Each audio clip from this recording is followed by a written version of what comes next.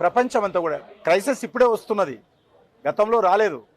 ఈరోజు యుద్ధానికి సంబంధించినటువంటి తొందరగా ముగుస్తుందన్నటువంటి ఆలోచనతో చూసాం. అది కూడా ఈరోజు పెట్రోల్ ధరలు పెంచకుండా ఈరోజు ప్రభుత్వం నడపొచ్చు, అది భారం కూడా ప్రజల మీద పడుతుంది. ఆ భారం కూడా మనం చెల్లించేటువంటి ట్యాక్సీల ద్వారానే పెట్రోలియం సబ్సిడీ ఇన్ని రోజుల వరకు ఇచ్చాము. ఇంకా బాగా పెరిగింది. ఈరోజు అమెరికా లాంటి దేశం 40% ధరలు పెరిగాయి. ఈరోజు జర్మనీ, జపాన్ లాంటి దేశం 40% పెట్రోల్ ఉత్పత్తులు పెరిగాయి. పెరగనటువంటి దేశం ఏదైనా ఉంటే మన దేశం ఒకటే ఉండింది. అది కూడా ఈరోజు తప్పనిసరి పరిస్థితుల్లో పెంచాల్సిన పరిస్థితి వచ్చింది. అంతే తప్ప ఏదో కేంద్ర ప్రభుత్వ రెవెన్యూ కోసమో లేకపోతే దేనికోసమో కాదు, ఇది ప్రజల డబ్బును రక్షించేటువంటి ప్రయత్నంలో భాగంగానే ఈరోజు భారం ఏదైతే పడతా ఉందో, ప్రభుత్వానికి సంబంధించి పేద ప్రజలకు ఈరోజు 5 కేజీల బియ్యం ఇస్తూ ఉన్నాం. ఈరోజు జాతీయ రహదారుల నిర్మాణం చేస్తూ ఉన్నాం, ఆసుపత్రులు అభివృద్ధి చేస్తూ ఉన్నాం, ప్రతి 4 నెలలకు ఒకసారి రైతుల అకౌంట్లో మోడీ గారు డబ్బులు వేస్తూ ఉన్నారు, అనేక రకాల మౌలిక వసతులు కల్పిస్తూ ఉన్నాం. ఇవన్నీ జరగాలి అంటే ప్రభుత్వం వస్తున్నటువంటి రెవెన్యూ లేకపోతే, ప్రభుత్వం వస్తున్నటువంటి ఆదాయం కోత పడితే ఏ సంక్షేమ కార్యక్రమం కూడా అమలు చేయం. కాబట్టే ఈరోజు తప్పనిసరి పరిస్థితుల్లో నరేంద్ర మోడీ గారి ప్రభుత్వము ఈ చర్య తీసుకున్నది. ఇది దేశంలో జరిగినటువంటి సంఘటన కాదు, ప్రపంచవ్యాప్తంగా ఉన్నటువంటి అన్ని దేశాలు, ప్రపంచవ్యాప్తంగా ఉన్నటువంటి అన్ని వర్గాల ప్రజలు దీని మీద ఎఫెక్ట్ అయ్యారు. కాబట్టి ఈరోజు రాజకీయ పార్టీలు కొన్ని రెచ్చగొట్టేటువంటి ప్రయత్నం చేస్తూ ఉన్నారు, కొంతమంది తప్పుడు ప్రచారం చేసేటువంటి ప్రయత్నం చేస్తూ ఉన్నారు.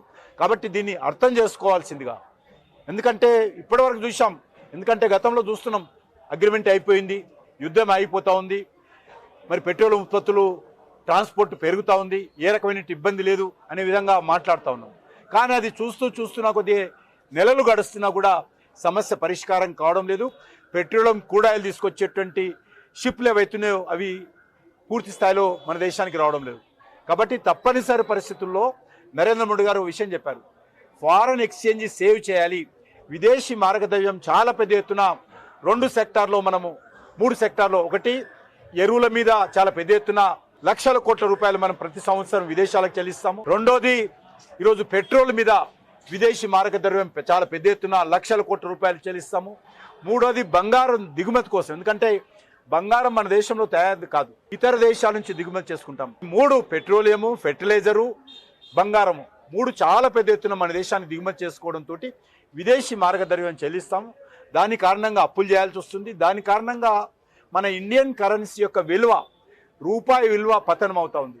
కాబట్టి దీన్ని దృష్టిలో పెట్టుకునే ప్రధానమంత్రి గారు ఒక మాట చెప్పారు, అవసరమైనప్పుడే బంగారం కొనండి, మీ ఇంట్లో పెళ్ళి అవుతుంది కొనుక్కోండి, తప్పులేదు, మీ ఇంట్లో శుభకారం అవుతుంది కొనుక్కోను, అదనంగా అనవసరంగా కొనకండి తాత్కాలికంగా అని ఒకటి చెప్పారు.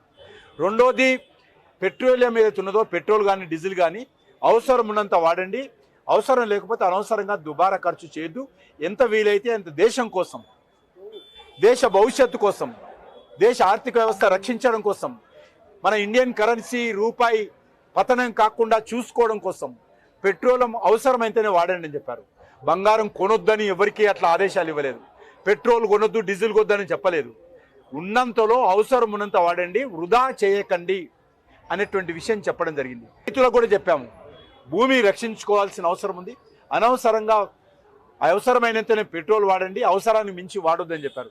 దాని మీద కొన్ని రాజకీయ పార్టీలు కొన్ని ఈరోజు రాజకీయమైనటువంటి విమర్శలు చేస్తున్నారు. ఈ రకమైనటువంటి క్రైసిస్ వచ్చినప్పుడు ప్రజలనే భాగస్వామ్యం చేస్తాం.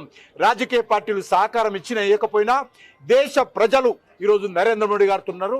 నరేంద్ర మోడీ గారు దేశ ప్రజల సహకారంతో ఈ రకమైనటువంటి సమస్యలు అధిగమిస్తాం.